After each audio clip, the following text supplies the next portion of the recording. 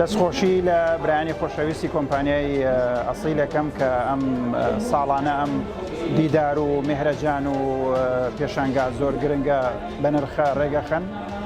کتێب مانای علم و سەقافەت و کولتور و ڕۆشنبیری و زانست دەگەیەنێ.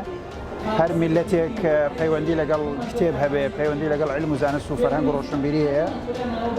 و یەکەمین ئاەت لە قورئانی پیرۆز کە هاتووتە خوارەوە بۆ مسلمانان فەرمانی کردو بە خوێندنەوە. اقرأ باسم ربك الذي خلق، یەکەمین وشەی خوای گەورەیە لە قورئان.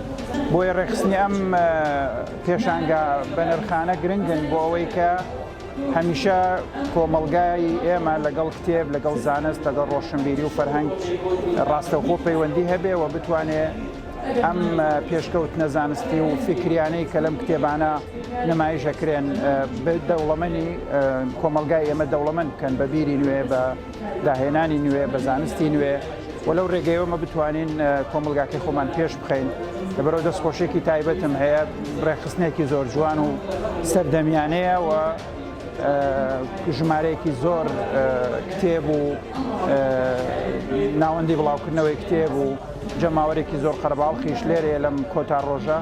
من دەستخۆشیان لێکەم، جارێکی تری وای سەرکەوتنیان بۆ خوازم.